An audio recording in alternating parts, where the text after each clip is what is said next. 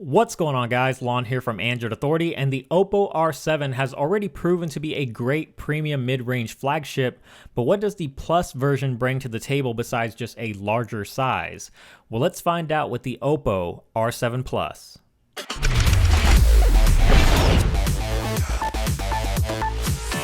So as the name suggests, the R7 Plus is basically a blown up version of the smaller R7. Besides the larger size and slightly thicker profile, the R7 Plus is practically the same phone. The body is completely made of metal that rounds off around the corners and sides, and chamfered edges go around the entire front perimeter of the phone. In the hand, it feels just as solid as you would expect from a metal-clad phone, and being only 7.8mm thick gives it a very sleek look and makes it a little bit easier to handle, but don't get me wrong here, it's still a large phone. The smooth metal body also makes the phone a tad slick, and although I haven't dropped it, I don't necessarily always feel confident using the phone with one hand. OPPO, however, has done quite a few things to make one-handed use as best as possible. The bezels all around have been kept nice and tight, and the power and volume keys are conveniently located on the right and left sides, and they're placed well enough to reduce the amount of shuffling you would have to do in the hand if they were situated otherwise. Ports like the 3.5mm headphone jack and micro USB port are on the top and bottom respectively, and on the rear is the single speaker, camera, and fingerprint scanner, which we'll get into later. A notification LED light is up front next to the front-facing camera and typical proximity and ambient light sensors, but unlike the R7, you won't find any capacitive keys on the bottom. Instead, OPPO opted for on-screen keys for the R7 Plus, which again was most likely a move to help minimize the phone's footprint. The main reason for the R7 Plus's large size is due to the display.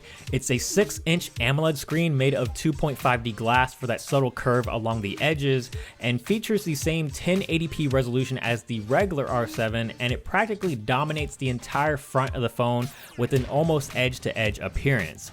Although it may fall short by today's standards, it's a good looking screen overall. It's reasonably sharp at 367 ppi that you won't really have much of an issue with reading text or graphics, and the large size makes it a pretty awesome experience for movies and games. Since it's an AMOLED screen, you can expect deep blacks, vibrant and punchy colors, good viewing angles, and it's fairly easy to see in direct sunlight at max brightness, but definitely far from the best. The internals of the R7 Plus is identical to the R7 with a Snapdragon 615 and 3 gigs of RAM. The Snapdragon 615 has proven to be a very formidable chipset in other devices, and the story is pretty much the same here, which is only augmented further by the optimizations OPPO has made to ColorOS for faster boot times and app launching.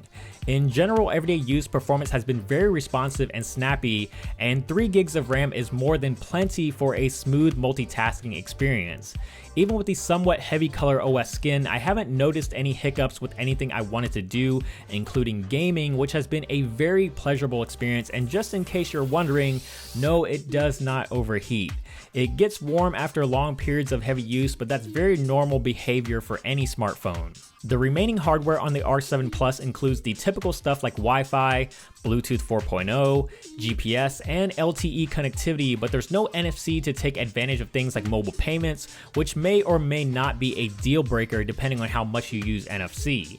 For storage, the OPPO R7 Plus comes in a 32GB configuration, and that should still be fine for most people, but if you need more, the R7 Plus supports micro SD card expansion for up to 128 extra gigs of storage via the secondary slot on the phone's dual SIM tray. Speaker quality on the R7 Plus is nothing extraordinary. It sounds fine and gets the job done, but it's a little too quiet for my taste, and being mounted on the rear isn't the most optimal position. It's pretty easily muffled when laying on a table or other flat surfaces, and since the audio is firing away from your ears, it doesn't make for the best audio experience. Also located on the rear is the addition of a fingerprint scanner, which is probably the most notable piece of hardware on the R7 Plus. Fingerprint scanners are starting to become a very popular security measure in smartphones, so it's nice to see a company like OPPO hopping on board. The fingerprint scanner itself is a small rectangular pad that you simply just rest your finger on to unlock the phone, and in my experience, it's been just as fast, reliable, and accurate as fingerprint scanners on other devices like the Galaxy S6, One M9 Plus, and even the iPhone. Setting up the fingerprint scanner is also a very similar experience to other phones, requiring a series of repeated presses to properly capture your fingerprint. The process is quick and painless and takes maybe a minute or two at most, and additional fingerprints can be added if you desire, but once the setup process is done, you are good to go.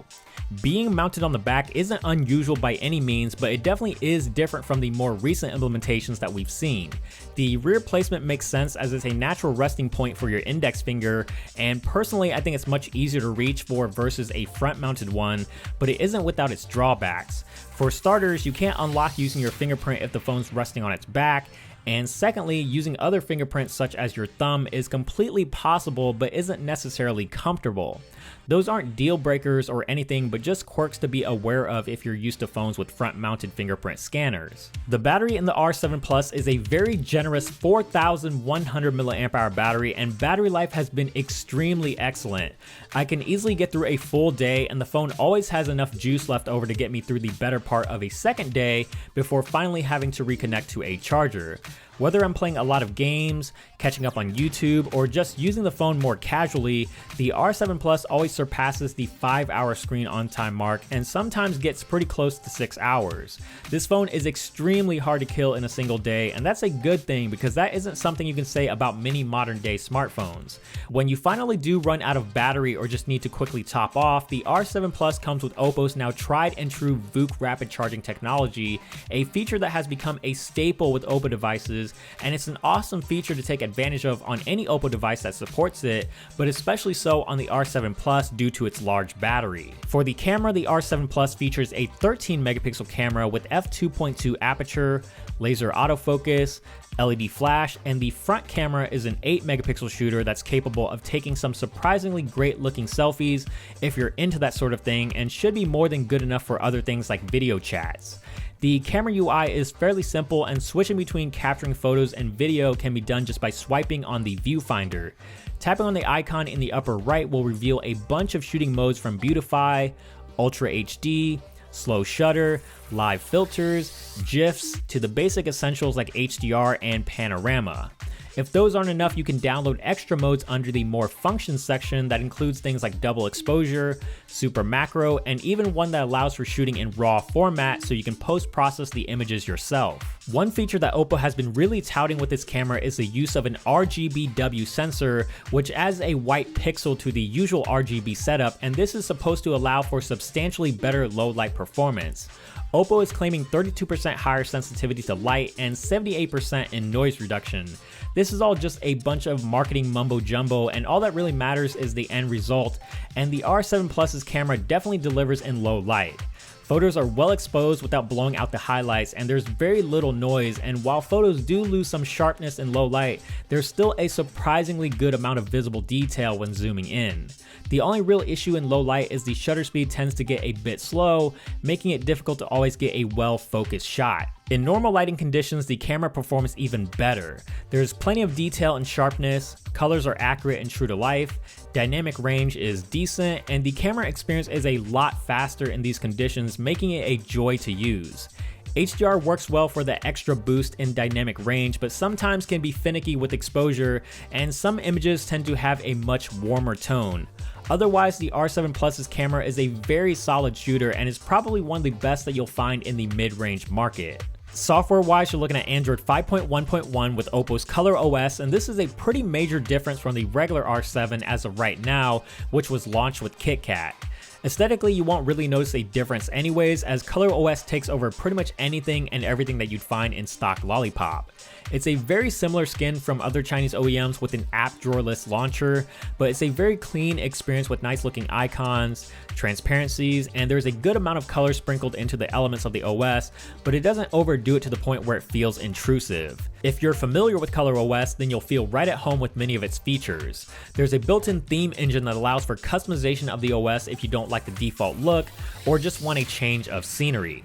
It's a very well fleshed out theme store with plenty to pick from, so you shouldn't have any problems finding something that you'd like. Many of the screen on and screen off gestures are all still available, like double tapping the screen to wake the display, drawing an O on the screen to launch directly into the camera, or you can create your own gestures as you see fit. The screen on gestures include things like being able to take a screenshot with a 3-finger swipe, adjusting the volume with 2 fingers, swiping in from one of the 2 bottom corners to shrink the screen for easier one-handed use, and double tapping the home key to put the phone to sleep. As gimmicky as some of these features might sound, I did find quite a few of them useful and makes mundane tasks like taking a screenshot or launching the camera quicker and easier to do.